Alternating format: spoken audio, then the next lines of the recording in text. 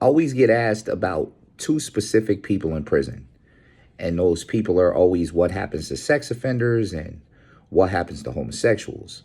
Now, those two groups definitely go through a specific type of abuse in prison. So, this video here, I'm going to explain to you what sex offenders go through.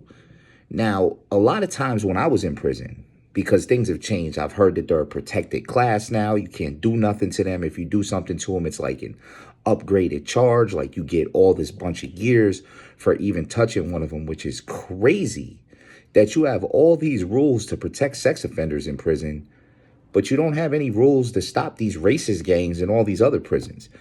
It's insanity to me. But here's the thing. If you go to prison for a sex offense, it doesn't matter if you're guilty or not. You were convicted. When you go home, you're going to go on that fucking registry. Everybody's going to know who you are. Now, one thing that I learned about sex offenders, like any of them that have come across my path or that I've seen in a prison or something, they never did it. This is what they tell you. They never did it. Nobody's going to openly admit to raping somebody or touching a child, etc. Nobody's going to openly admit some shit like that.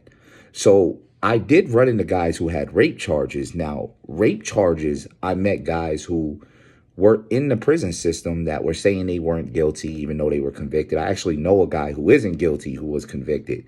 And this girl got mad and set everybody up. And years later said that she was lying, but he's already convicted. They didn't take it off his record. He already went to fucking prison for it. So a lot of those guys, well, very few, it's a handful of guys that I ran into were all gang members. They were Bloods or they were Latin Kings or they had a situation where it was like a pimp in charge or something like that.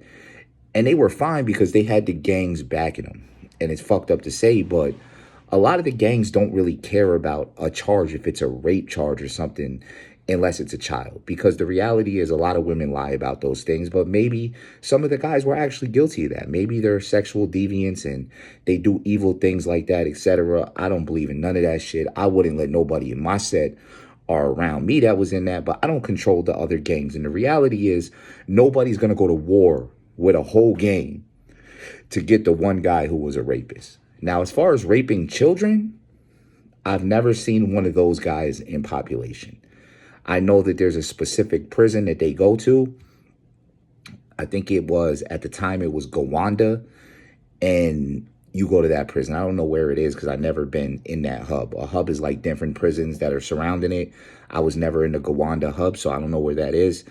And I think Collins at one time, too. I was never in either of those prisons. So they send the sex offenders to these specific prisons because they have to do specific programs, etc., until they can come home.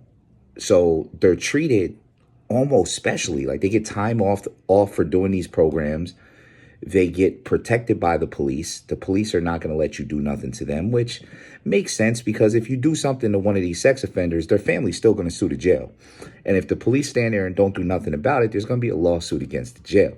Now, when I was in the county, any sex offender that comes in is getting trashed.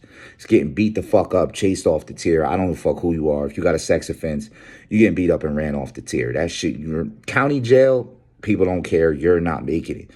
But once you get upstate, there's a lot of politics involved.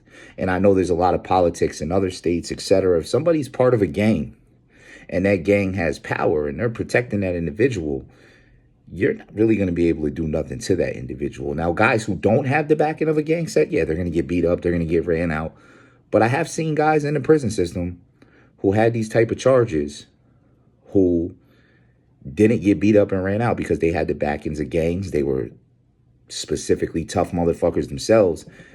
And nobody was going to crash dummy themselves and get killed to try to get to this dude here. Now, with the kid thing, never seen none of those guys in population. I don't know where the fuck they go.